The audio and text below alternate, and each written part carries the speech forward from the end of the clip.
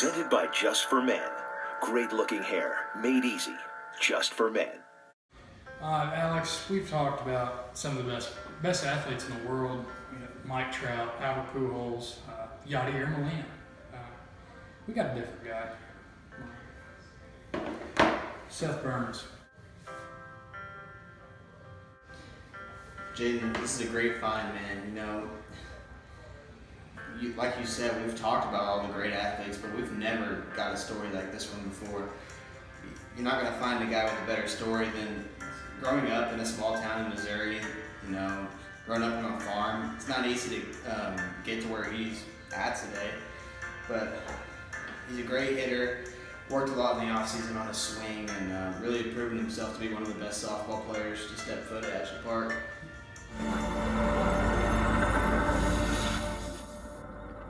There's much more to Seth Burns than being a softball star.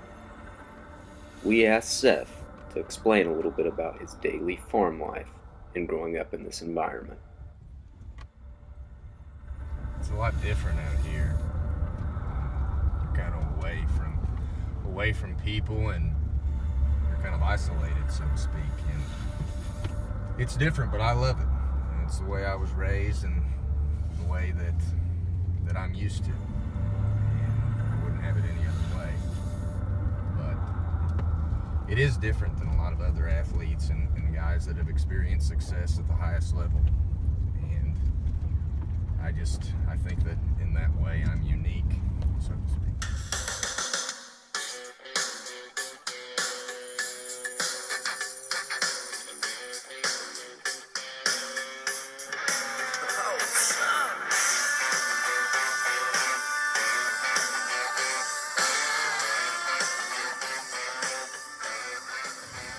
Seth, I don't think people really understand how much sacrifice you have to put in to softball. Like, it's got to be over your farming, right?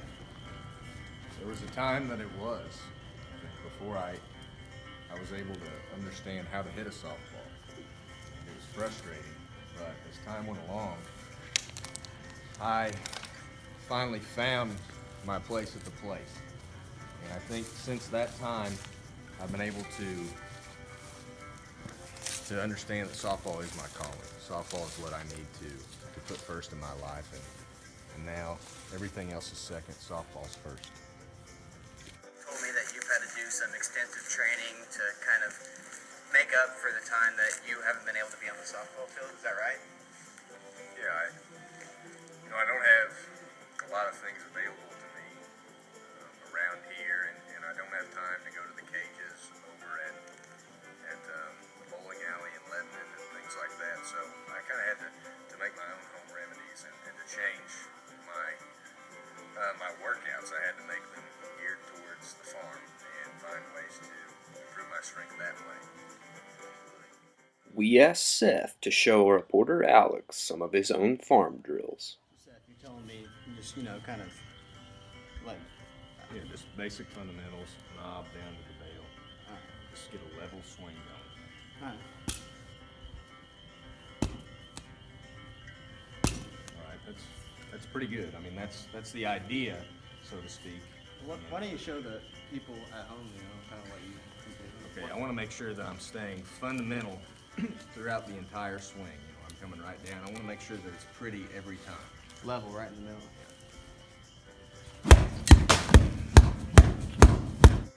When I was younger, I thought basketball was going to be my calling. Had a good-looking jump shot, pretty athletic, good vertical, fairly quick, but about the time that I was 11 or 12, damn goal broke. And since that time, I had to come to the realization that I wasn't going to be able to play basketball anymore. I certainly wasn't going to be able to practice here. So I had to find another sport, something where my equipment was going to hold up better. And baseball was where I focused my attention on from there. You talked about your basketball career and how it didn't really go as planned for you, but then you kind of found an interest in baseball, and it was pretty successful for you for the most part. Kind of talk about that. Well, I was, after basketball was over, I had to find something. I had to use my athletic ability in some capacity. And baseball is kind of a big thing around here. We don't have football where I went to high school, and we don't have soccer and things of that nature. So baseball was really my only option. And luckily enough, I was able to grasp the game fairly quickly, and was fortunate enough to play on some extremely good high school teams at Stoutland, and actually had some interest from some colleges, and wound up going to play college baseball for a few years. And unfortunately, that had to end as well. June 18th, 2012. It was a hot summer day out on the farm that Seth had grown to love. For in a blink of an eye, his life and his world would be flipped upside down. There was a time where we were trying to work some of our cattle, and a bull that we had, for some reason, got spooked. And I was only about 10 yards from him when it happened, and the bull had horns and came up to me, and he got me, gorged me, and from that point on, I had an irregular heartbeat after that. And the doctors told me that the baseball career is over for now, and at that point my eligibility was almost up. I was lost. I didn't know what to do. But after taking some time off and just focusing on my academics, graduating from college, I knew that I needed to get back into some competition somewhere. Me and my brother Matt, running the team, we just saw the opportunity. Him coming out of baseball, we thought he's a talent. He deserves an opportunity, and we knew he deserved the chance, and so we gave it to him. How did that go?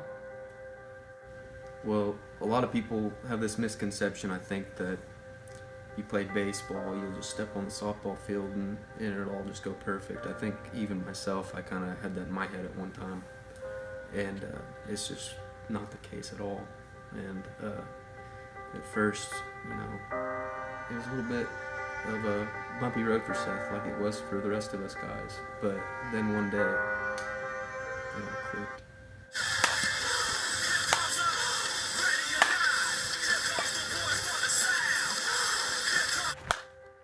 Seth's newfound success only raised further questions regarding his possible PED usage. He's been successful, and steroids are definitely in the realm of possibility.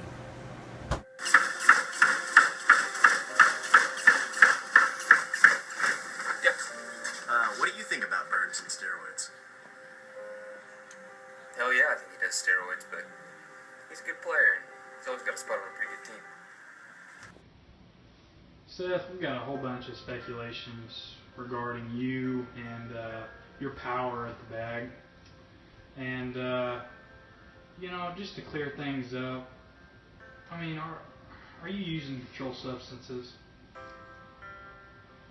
It's so hard when you take these accusations and you hear them so often. And don't get me wrong, it's odd that I had this power surge out of nowhere. But the work that I was able to put in the off season leading up to when it happened, and the only thing that I'm taking on a regular basis is honestly fresh cinnamon roll protein. And when I'm on that, whether or not that's making a difference physically or just mentally, I'm knowing that I'm taking something to try to improve my strength. I don't know what it is, but it's certainly nothing illegal.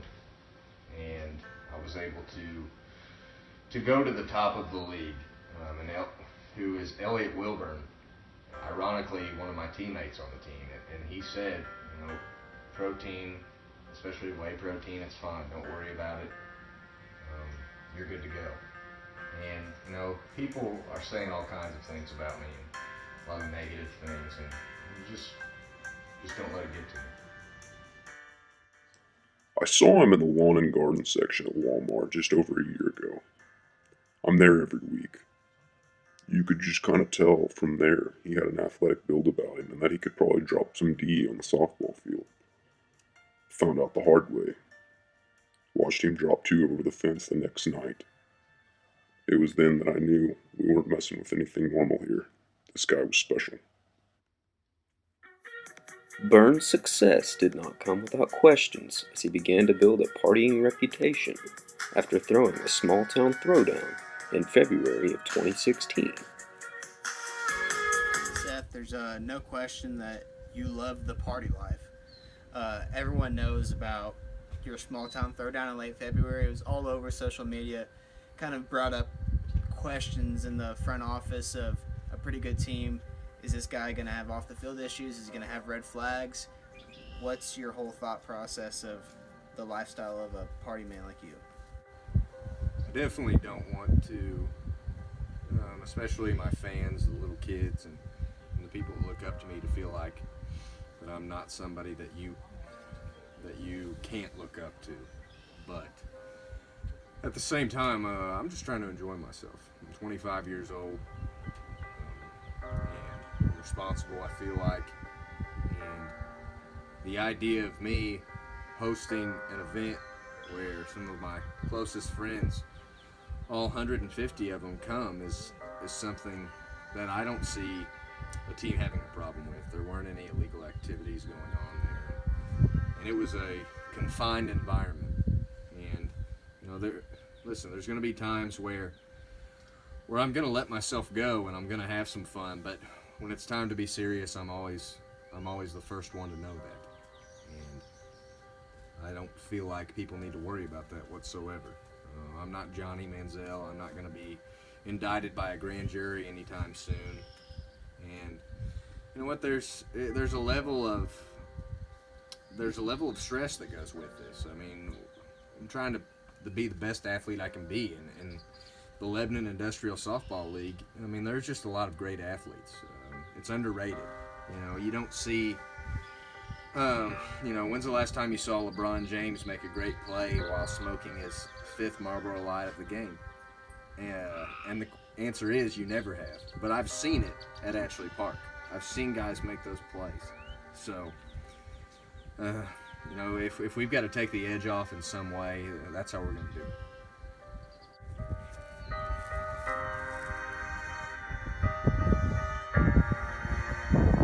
So for Seth Burns, the fact remains, softball comes first. Presented by Just for Men. Great looking hair, made easy, just for men.